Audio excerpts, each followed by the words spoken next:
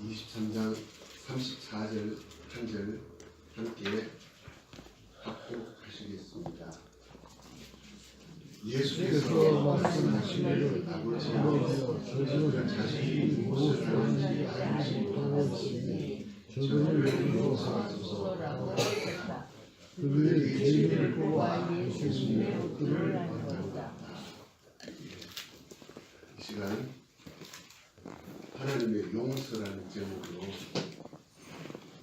본문 말씀을 통하여서 예수님께서 우리에게 주신 은혜가 무엇인지, 그리고 그 은혜를 받는 우리는 어떤 사람인지를 살펴보겠습니다.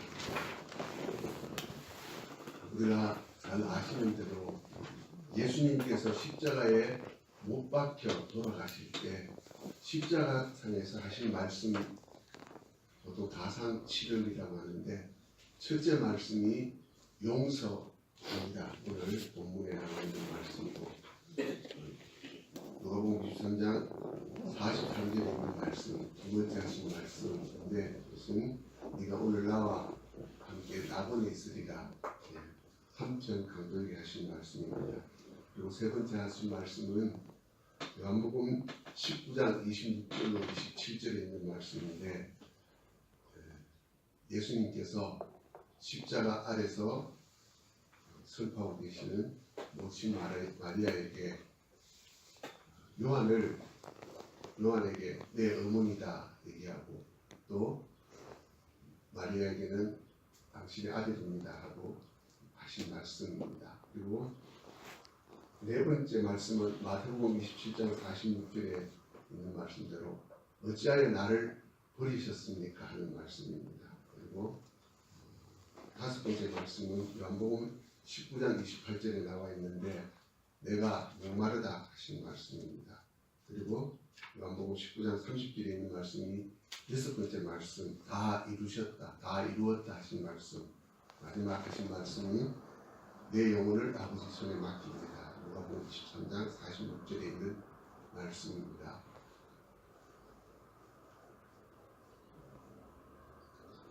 십자가, 예수님께서 이 땅에 오셔서 33년 사신 삶이 한마디로 표현하면 십자가입니다. 예수님은 창조주이시고 또 우리 그리고 이 세상을 심판하실 분이십니다. 그러심에도 예수님께서 이 땅에 내려오신 것 자체가 십자가일 수밖에 없습니다. 우주보다 크신 분이 낮고 천하고 작은 이 지구에 오셔서 인간의 몸을 입으신 것 자체가 고통인 것이고, 그것이 지한이 없는 영원하신 존재가 유한한 존재로 오셨기 때문에 그 자체가 죽음이었던 것입니다.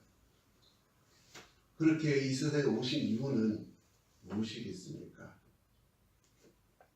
용서 때문입니다. 인간은 하나님의 용서가 아니면 도저히 가능성이 없는 존재이기 때문입니다. 오늘 34절에 보면 아버지, 저들은 자신들이 무엇을 하는지 알지 못하기 때문이다. 그들은 하나님의 뜻을 따른다, 하나님의 말씀대로 산다고 생각하면서 한 일이 예수님을 십자가에 못 박는 일이었습니다. 예수님을 처형하는 근본적인 원인은 두 가지로 말씀한다면, 첫 번째, 율법을 폐한다고 생각했기 때문입니다. 율법은 하나님께서 주신 것이고 인간에게 있는 유일한 희망이라고 생각했습니다. 그런데 예수님께서는 대표적으로 안식일을 금하는 사람이라고 생각했습니다. 그래서 그들은 예수님을 죽여야 한다고 생각했습니다. 그리고 또 한 가지가 있다면, 예수님께서 하나님의 아들, 즉 하나님이라고 말씀하셨기 때문입니다. 이 두 가지는 인간으로서 도저히 이해할 수도 없는 일이었기 때문에 하나님의 뜻을 따른다고 생각하면서 그들은 예수님을 지금 십자가에 못 박고 있는 것입니다. 이 말씀을 우리가 이해하기 위해서는 먼저 아브라함, 믿음의 조상인 아브라함의 선택과 아브라함에게 하나님께서 의롭다고 인정해 주신 과정을 살펴볼 필요가 있습니다. 창세기 12장을 보면 아브라함을 하나님께서 불러내신 것이 기록되어 있습니다. 아브라함은 다른 사람보다 의의가 있었던 사람이 결코 아니었습니다. 아브라함의 아버지는 우리가 아는 대로 모든 사람과 동일하게 우상을 섬기던 사람이었고, 또 일설에 의하면 우상을 만들어서 그것을 파는 우상을 생계의 수단으로 삼던 사람이었습니다. 그런데 하나님께서는 아브라함을 택하셨고 불러내셨습니다. 그런데 불러내셨지만 아브라함은 하나님의 부르심을 받았지만 그의 믿음은 아주 미미한 것이었습니다. 갈대아 우르를 떠났지만 하란에서 살고 있었습니다. 그리고 하란에서 자기 아버지가 죽은 다음에 다시 부름을 받아서 하란을 출발합니다. 그리고 조카를 버리고 나서야 하나님께서 다시 아브라함을 찾아오시는데 창세기 15장 1절입니다. 이때는 아브라함이 자기가 기른 가솔 318명을 이끌고 갈대아 우르 지역에 있는 강력한 5 동맹군을 쳐부수고 자기 조카를 구원해 냈을 때입니다. 자기가 아무리 강하다고 하더라도 그 당시 세계 최강인 국가를 상대로 전쟁을 했기 때문에 두려워할 수밖에 없었습니다. 15장 1절에 보면 아브라함아 두려워하지 마라. 나는 너의 방패이고 너의 지극히 큰 상급이다. 그러니까 하나님 내가 있으니까 염려하지 말아라. 내가 너를 택하여 불렀다고 말씀하고 계신 것입니다. 그때 아브라함은 하나님께 대답하기를 주 여호와시여 무엇을 제게 주시려고 하십니까? 저는 자식이 없이 지냅니다. 아브라함은 사실 목숨에 대한 공포보다 자식이 없다는 사실에 더 심각성을 깨닫고 있는 것입니다. 아브라함은 아담이 900세 이상 살았다는 것을 알고 있습니다. 그리고 지금 나이가 100세를 향하여 가고 있는데 사실 자기 조상들은 아담 이후에 홍수 이전에 살던 조상들은 보통 첫 아들을 100세 무렵에 낳습니다. 그런데 지금 자기는 나이가 100세도 되지 않았는데 희망이 없다는 것을 압니다. 하나님께로부터 아무리 큰 복을 받아도 그 복이 아무런 의미가 없다는 얘기인 것입니다. 제 집의 상속자는 이 다마스쿠스 사람 엘리에셀입니다. 하나님께서 내게 복을 주셔도 제게는 아무런 의미가 없다는 말씀입니다.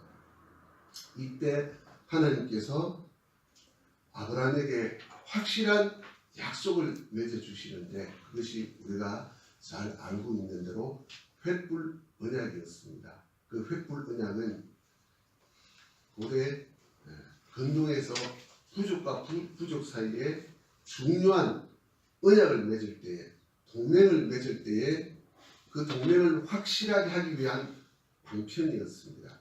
짐승을 잡아서 절반으로 쪼개놓고 그 사이를 두 부족의 대표가 손을 잡고 지나가는 것입니다. 그래서 만약에 이 언약을 깨는 쪽은 이 짐승처럼 목숨을 내놓아야 한다 하는 것이 언약이었는데 그날 하나님께서는 그 쪼개진 짐승 사이에 아브라함이 아닌 하나님 한 분만 지나가셨습니다. 그 사이로 연기나는 풀무가 지나가는 것을 아브라함이 보았습니다. 이 언약을 우리는 횃불 언약이라고 합니다. 이것은 그 언약을 확실하게 할 것은 인간이 아니라 하나님께서 책임을 지신다는 것을 우리에게 보여주시는 것이었습니다. 이것이 15장 4절에서 6절까지 나옵니다. 이렇게 하나님께서는 내가 책임을 져준다라고 확실하게 약속을 하셨습니다. 네 자손이 하늘의 별과 같이 많게 하고 바닷가의 모래처럼 많게 한다. 너로 말미암아 세상 만민이 복을 받는다. 너는 복의 근원이 된다고 다시 한번 약속을 하셨음에도 그 다음에 하는 아브라함은 그 언약을 받을 자격이 없다는 것을 우리에게 보여줍니다. 창세기 16장 4절을 찾아서 같이 한번 합독하시면 좋겠습니다. 창세기 16장 4절입니다.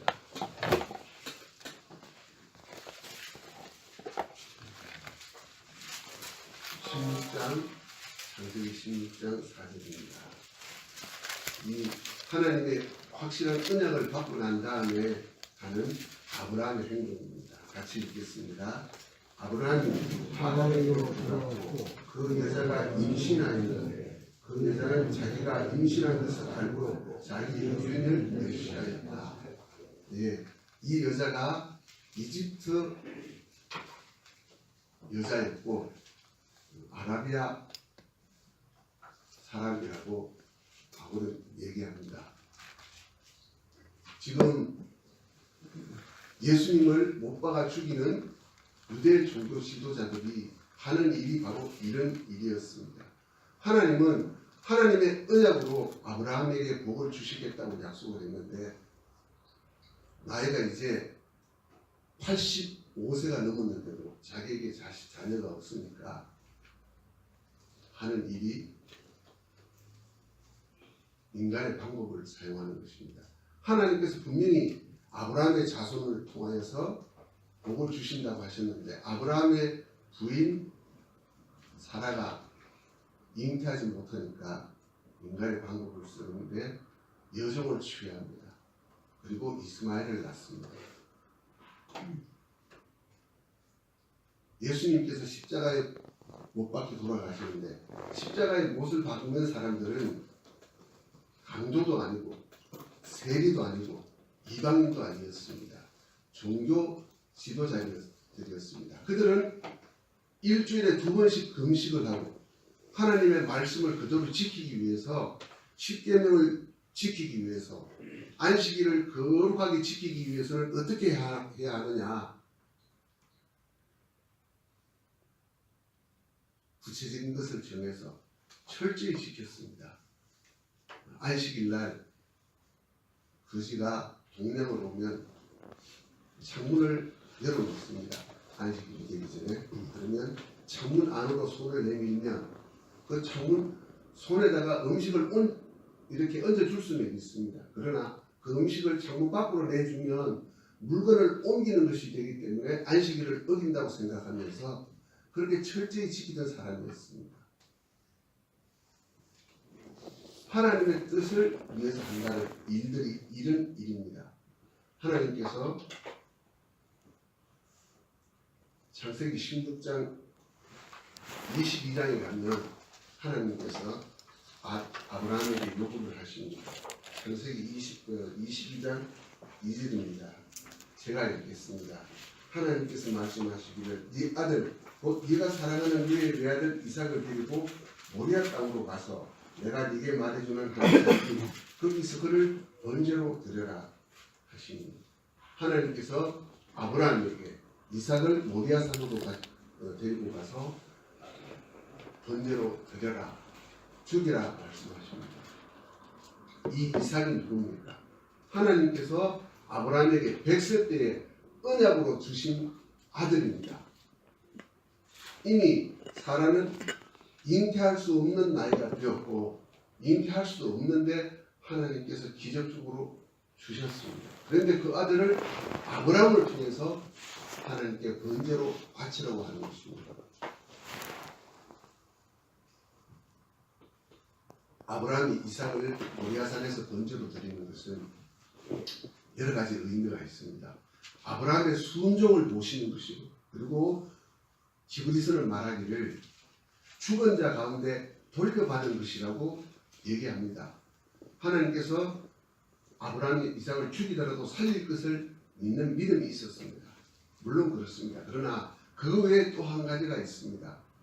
아브라함이 하는 일은 하나님의 언약을 망치는 일이지, 아브라함이 하는 일이 하나님의 언약을 이루는 것이 아니라는 것을 보여주시기 위함입니다. 아브라함이 이스마엘을 낳았습니다. 그 이스마엘은 히브리인들에게 끝까지 원수 노릇을 하는 것을 성경을 통해서 우리가 발견하게 됩니다. 그러니까 아브라함이 하나님의 언약을 받았지만, 하나님의 복을 받았지만, 아브라함이 하는 일은 하나님의 언약을 깨는 일이고 해치는 일뿐이라는 사실을 우리에게 보여주는 것입니다. 또 하나 우리가 발견할 수 있는 것은 그 언약을 이루시기 위해서 하나님께서 하나님의 독생자 아브라함에게 이삭이 독생자이듯이 하나님에게는 유일한 독생자이신 예수님이지 않습니까? 그 예수님을 하나님께서 이 세상에 보내셨고 결국은 하나님께서 지금 십자가에 못 박고 계시는 것입니다. 하나님의 용서는 이런 것입니다. 하나님께서 용서하시되 하나님께서 아브라함을 택하여 복을 주시되 아브라함에게는 하나님의 그 복을 받을 만한 근거가 전혀 없었습니다. 그럼에도 하나님께서는 이삭을 주셨고, 그리고 그 이삭을 죽이는 일이 아브라함의 일들이지만 그 이삭을 통하여서 복을 주시겠다는 것을 22장 10절로 4절에 우리에게 10절로 14절에 우리에게 보여주고 있습니다. 12절입니다. 천사가 말하기를 그 아이에게 네 손을 대지 말고 그에게 아무 일도 하지 마라. 네가 네 아들 네 외아들까지도 내게 아끼지 않았으니 이제 나는 네가 하나님을 경외한다는 것을 알았다 하셨다.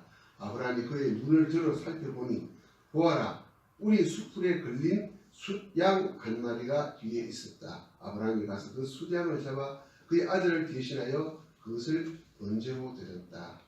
예. 하나님께서 그 아이에게 네 손을 대지 말고 그에게 아무 일도 하지 마라 하셨습니다. 물론 이 말씀은 하나님께서 말씀하신 대로 번제로 드리려고 하는데 그것을 중지시키신 일이지만 근본적인 얘기는 네가 하려고 하는 일은 이삭에게 전혀 도움이 되지 않는다. 네가 하는 일이 하나님의 구원 사역에는 아무런 도움이 되지 않는다는 말씀이기도 합니다. 하나님께서 숫양을 이삭 대신에 준비하셨습니다. 우리가 하나님을 믿고 섬긴다고 하는 일 자체가 그 모든 우리의 봉사나 우리의 헌신은 우리의 구원에는 전혀 도움이 되는 일이 아닙니다. 하나님께서는 숫양을 준비해서 아브라함이 번제로 드리도록 하셨습니다. 우리가 신앙생활하는 것 때문에 우리가 구원을 받는 것이 아니라는 것을 우리에게 보여주시는 것입니다. 우리는 내가 믿는 믿음으로 내가 실천하는 그 실천으로 순종으로 내 구원이 이루어 간다고 생각합니다. 그러나 성경은 분명히 우리에게 보여줍니다. 우리의 믿음이 자라는 것은 내가 순종하기 때문은 아닙니다. 그 순종은 하나님께서 우리에게 상급으로 돌려주실 것입니다. 그러나 우리가 거룩해지고 우리가 예수님을 닮아가는 것은 내가 하는 일이, 내가 충성하는 일이, 내가 하나님의 교회를 섬기는 일이 사실은 조금도 하나님의 영광을 드러내지 못한다는 것을 깨달을 때입니다. 우리가 예수님께서 가르쳐 주신 대로 기도를 드립니다. 오늘 일용할 양식을 달라고 기도하지만 정말 중요한 기도는 우리가 우리에게 죄 지은 자를 사하여 준 것 같이 우리 죄를 사하여 주옵시고 우리가 끊임없이 하나님 앞에 회개를 해야 됩니다. 왜냐하면 그것은 내가 하나님의 은혜를 입었고 하나님의 은혜 때문에 하나님의 말씀에 순종한다고 하는 일들 그 어느 것도 나를 예수님을 닮아갈 수 있도록 우리의 구원을 이루어갈 수 있도록 하지 못한다는 사실이 있습니다. 예수님께서 누가복음 23장 34절에 십자가에 달리실 때 하신 말씀, 첫 번째 말씀이 우리의 용서를 하나님께 구하는 것입니다. 23장 34절을 다시 한번 예수께서 말씀하시기를 아버지시여 저들은 자신들이 무엇을 하는지 알지 못하고 있으니 저들을 용서하소서. 여기 저들은 십자가 밑에서 예수님께서 십자가에 못 박혀 돌아가시는 것을 보고 눈물을 흘리고 있는 그분의 모친을 비롯한 여인들도 포함됩니다. 그리고 거기 있는 예수님의 제자 요한도 포함됩니다. 우리가 예수님을 믿고 하나님의 은혜를 누리는 것은 오로지 이 용서로 말미암는다는 사실을 우리는 깨달아야 합니다. 그리고 날마다 내가 봉사하고 실천하는 일들이 내 구원에는 전혀 도움이 되지 않는다는 사실을 인정해야 합니다. 기독교와 천주교의 차이, 다른 종교의 차이는 바로 여기에 있습니다.